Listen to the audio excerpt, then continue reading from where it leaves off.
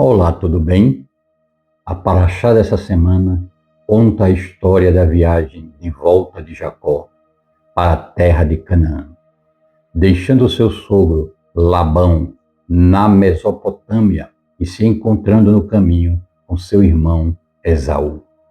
A paraxá chama-se Vai-te-lá e nós escolhemos do texto da paraxá fazer a leitura de Gênesis 32, 4 a 6. Diz o texto sagrado: Jacó então enviou mensageiros à sua frente até seu irmão Esaú na terra de Seir, no campo de Edom. E os instruiu assim: digam o seguinte ao meu senhor Esaú: assim diz o seu servo Jacó: com Labão estive e me demorei até agora. Adquiri gado, jumentos, ovelhas, escravos e escravas. E envio esta mensagem ao meu senhor na esperança de agradá-lo. Antes da análise, eu gostaria de pedir para você se inscrever no canal do Beit Hassod, divulgar e curtir esse vídeo. Estamos precisando fortalecer o canal para que esta mensagem diferente, com a interpretação da contra-história sobre a realidade dos cristãos novos judaizantes, possa ser disseminada.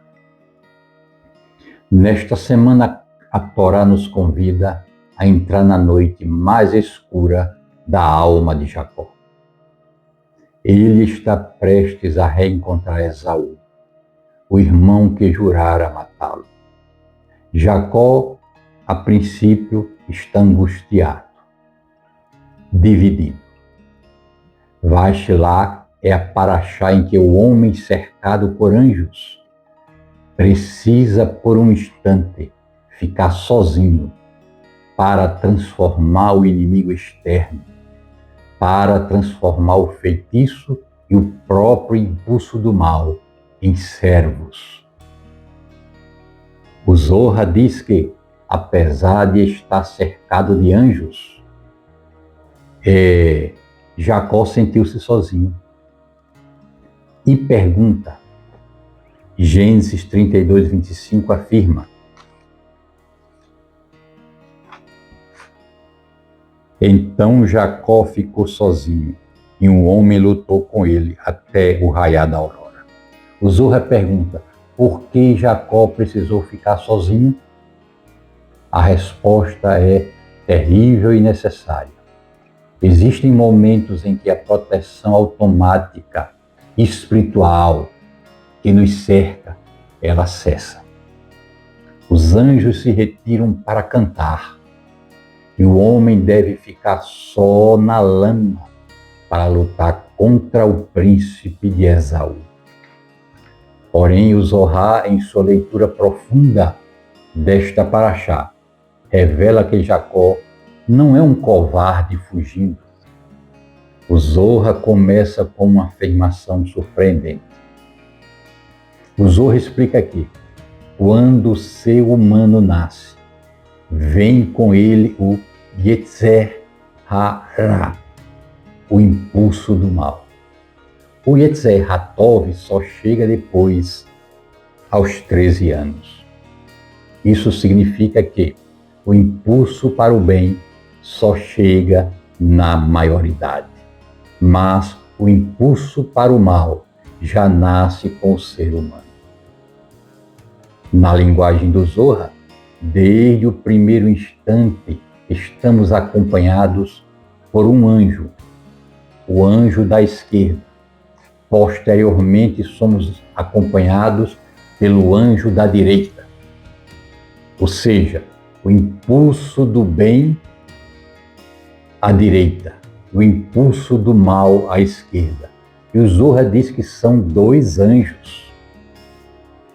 E ainda acrescenta: se a pessoa busca purificar-se, o impulso do mal se torna servo do impulso do bem.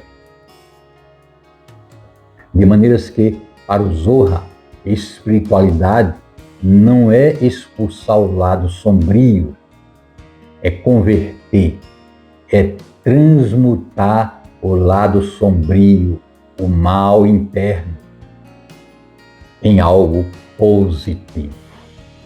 O mal interno, então, não é destruído, ele é redirecionado, domesticado e colocado a serviço da luz. De formas que, quando evoluímos espiritualmente, não matamos o corpo, o impulso do mal. O texto diz: ambos se unem para guardá-lo. O impulso do bem se une ao impulso do mal para guardar aquele que está crescendo espiritualmente. Ou seja, é o caminho do meio. Quando a alma libera, a alma representa a direita. E quando então a alma libera, ela prevalece sobre a esquerda.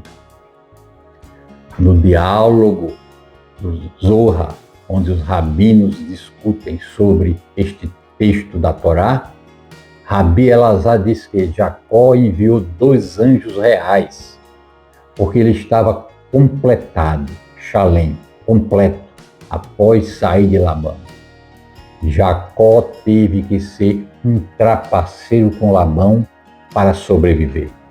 Mas, ao sair, o Zohar disse que ele estava completado.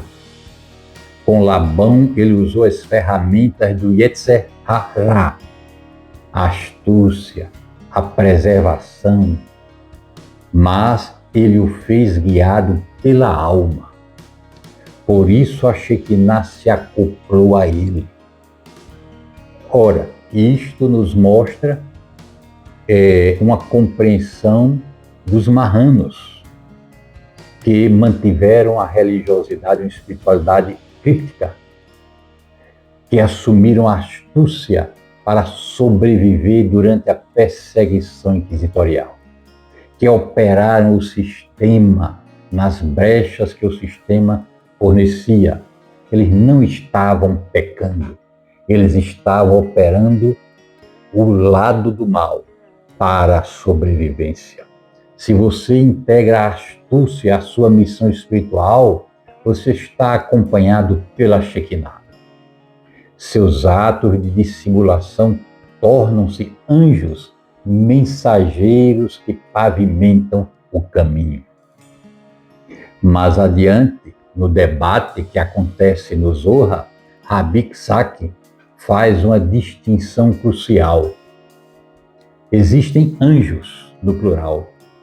Existe o anjo de Yahvé, de Adonai, no singular. E o anjo de Adonai, o anjo de Jeová, é a Shekinah. De maneiras que, quando a Shekinah, a presença divina, a imanência, habita dentro da pessoa ou ao redor dela, ela traz consigo todos os outros recursos fornecidos pela divindade, pelo mundo espiritual, que o Zohar chama de os incontáveis acampamentos. É uma metáfora muito adequada para aquele tempo, período patriarcal. Porém, existe aqui um paradoxo.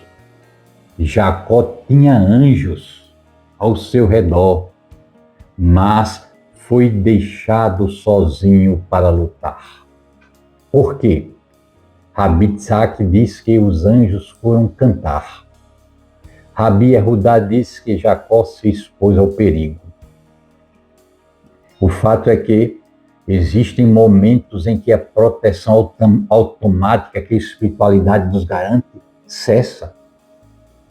O cripto-judeu, o cripto-cabalista não pode depender sempre de milagres.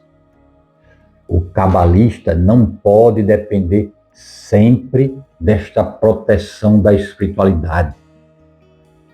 Ele precisa enfrentar o príncipe de Esaú, a força da acusação, o inquisidor, a dúvida interna sozinho. É uma luta corpo a corpo. É no momento de maior solidão que a espiritualidade maior é forjada. O sistema divino, os anjos cantores, segue sua rotina cósmica.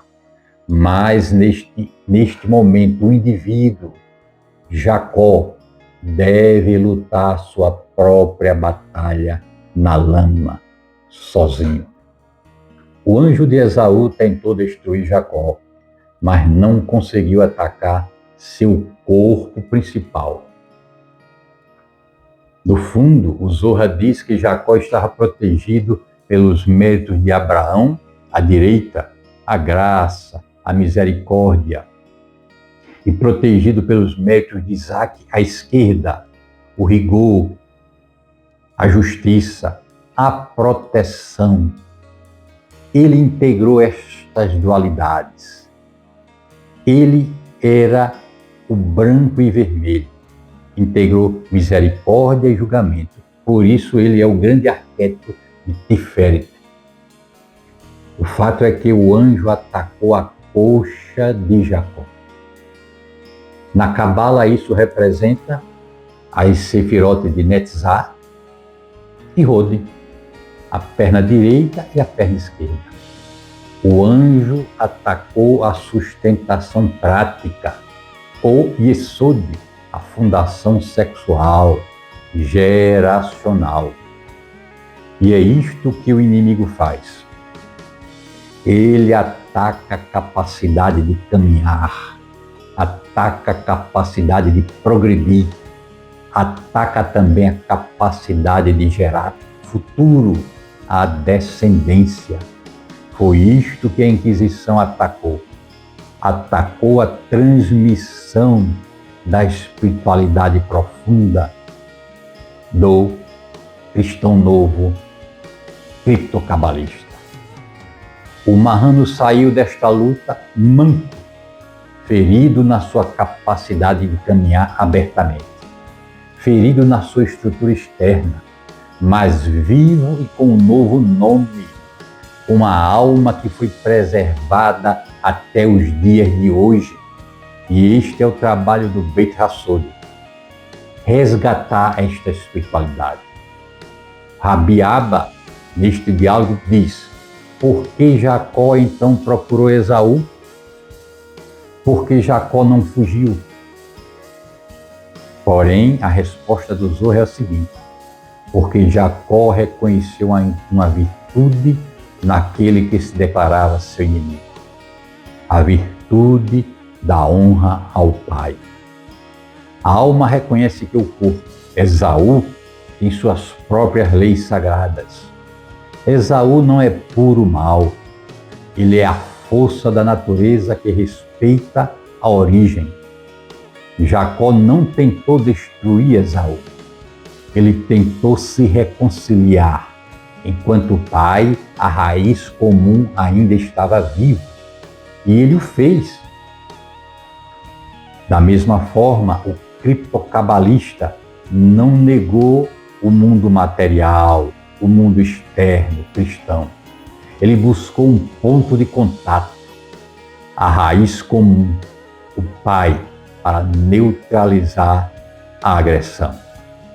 Quando parecer que os anjos foram embora e você está sozinho na noite escura, saiba que este é o momento em que você deixa, igual a Jacó, você deixa de ser o ser humano comum, com o nome de enganador, para se tornar Israel, o que luta com o divino. Ou seja, é no momento em que você sente a ausência, o apoio dos anjos e da Shekinah, que ocorre a maior oportunidade do seu crescimento espiritual. Aceite que sairá da luta mancando. Porém, isto é algo que atinge apenas a estrutura externa, nossa caminhada. Mas a essência da nossa espiritualidade, a alma. Ela é protegida por Abraão e Isaque. Ela é protegida pela misericórdia e pelo rigor. A alma permanece inviolável. Se o Zohar, nessa parte anterior, nos ensinou a suportar a solidão, como nós acabamos de analisar, esta nos ensina a usar a dissimulação como arma de guerra. Jacó agiu totalmente de acordo com a sabedoria, Hokmah. Ele instruiu seus mensageiros dizendo, como nós lemos, assim direis ao meu senhor Esaú, assim diz o teu servo Jacó. Vejam o jogo de palavras que ele construiu. Aqui ele está se referindo indiretamente à questão da primogenitura. No seu discurso ele se transforma em servo, para que Esaú não considerasse aquelas bênçãos concedidas a ele por seu pai, às quais nós nos referimos, mas que Esaú pensasse que Jacó havia diferido para mais tarde o desfrute destas bênçãos, e não estava reclamando as bênçãos para ele naquele momento. Assim, depois de fugir de Labão e entrar de volta em Canaã, Jacó encontra anjos de Deus. O Zohar explica que a Shekinah acoplou-se a Jacó e acampamentos sagrados o circundaram, de formas que, em realidade, Jacó não está sozinho, nunca esteve sozinho, você nunca ficará sozinho. Jacó estava literalmente escoltado por caravanas celestiais. E mais ainda, esses anjos são tantos, tão intensos, que Jacó pôde enviar alguns deles a Esaú. É a primeira vez na Torá que alguém faz isso. E o Zohar diz sem hesitar. Jacó enviou anjos literalmente a Esaú. Foram os mensageiros que levaram esta mensagem muito bem elaborada, com um conteúdo místico que precisa ser interpretado. O que Jacó tinha em mente ao enviar esta mensagem a Esaú? Ele disse, com Labão eu habitei. O que ele realizou ao transmitir esta palavra a Esaú? A resposta é que a fama de Labão, o arameu, havia se espalhado pelo mundo. Ninguém estava seguro do poder de Labão. O Zohar diz que Labão era o maior feiticeiro do mundo naquela época. Labão foi pai de Beor, avô de Balaão, mestre dos 10 tipos de feitiçaria proibidos em Deuteronômio capítulo 18. Ele era um mestre mágico. Josué vai fazer referência, no livro de Josué, vai fazer referência a ele como mágico e adivinho. Josué 13, 22. Mais do que isso, Labão era habilidoso em magia, feitiçaria.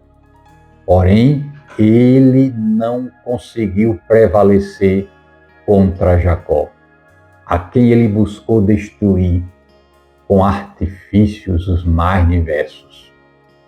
Como está escrito, um arameu esteve prestes a destruir meu pai. Isso está em Deuteronômio, capítulo 26, versículo 5. Veja que coisa interessante. O reconhecimento da Torá. desta tentativa da destruição de Jacó. Assim, Jacó enviou a Esaú esta mensagem: com Labão eu habitei. Nas entrelinhas ele estava dizendo: agora, se você pensa que isso foi breve, um mês ou um ano, não foi assim. Eu tardei até agora.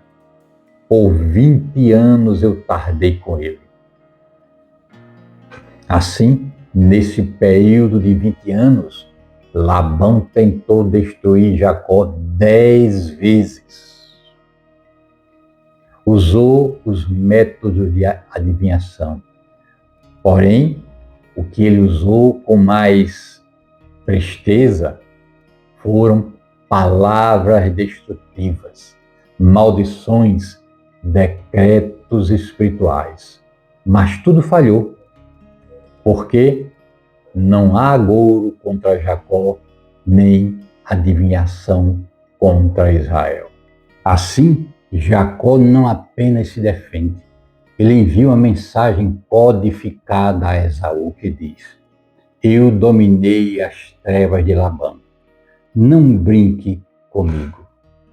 O Zorra define a estratégia de Jacó como tortuosa astúcia. Ele se chama de servo e chama Esaú de senhor. O Rabi Yehudá e Rabi Abba revelam que a frase simples, morei com Labão, era na verdade um código de intimidação. Vejam, Jacó mostrou que sabia operar o caminho da direita e o caminho da esquerda, mas ao mesmo tempo e sobretudo, ele sabia integrar os dois caminhos, porque ele consubstanciava a Sefirá de Tiferet. Então Jacó estava dizendo: Esaú, você é forte fisicamente, mas eu sobrevivi 20 anos na cova dos leões da magia negra.